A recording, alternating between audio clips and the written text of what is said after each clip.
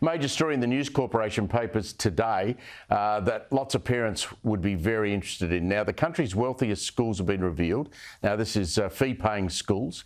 Remarkably, the top 5 in several states are shown to have more money than the bottom 300 combined. Now, what this will do, I think, will reignite the age-old debate about fee-paying schools and how much federal money per student they should receive. Now, as the father of 2 girls who attended a private school in Melbourne, a couple of things. Parents of students in private education pay income tax, so I've got no problem with some of that tax coming back to non-government schools, particularly when I was paying those eye-watering fees. Many parents, less well off than I was, though, they scrimp and save to get their children into private education. Just think about fee-paying Catholic education, for example. Without a government contribution, those fees would be even higher, and many of those children, I imagine, would end up back in the state system.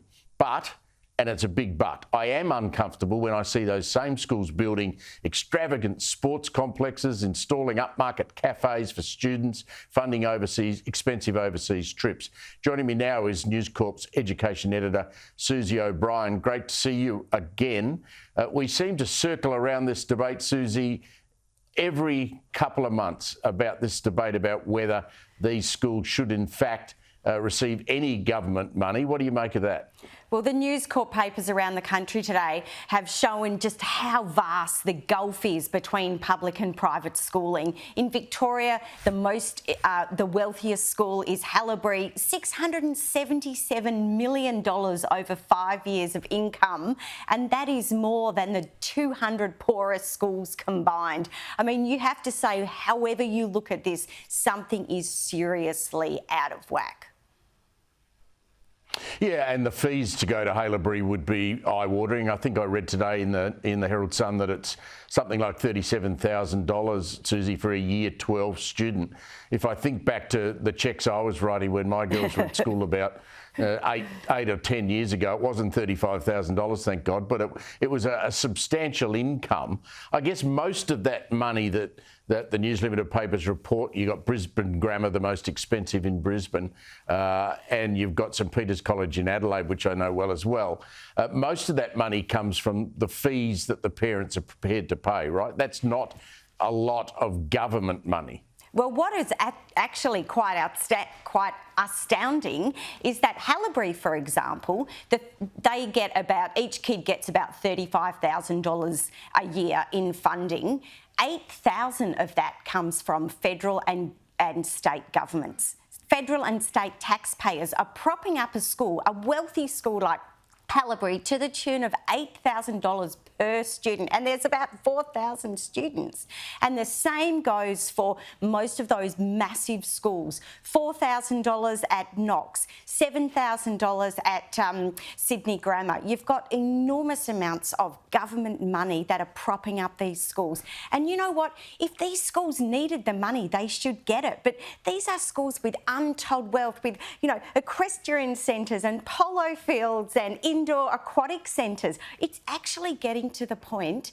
Caulfield Grammar in Melbourne the other year spent $100 million on a wellness and relaxation lifestyle learning centre. I think they're actually running out of things to spend this money on. And meanwhile, there's a whole host of state schools. We did a story about 6 months ago about Sunshine College in Melbourne that has got so little money that half their facilities are closed down because the ceiling's falling down, there's mould in the bathrooms, the Bunsen burners don't work.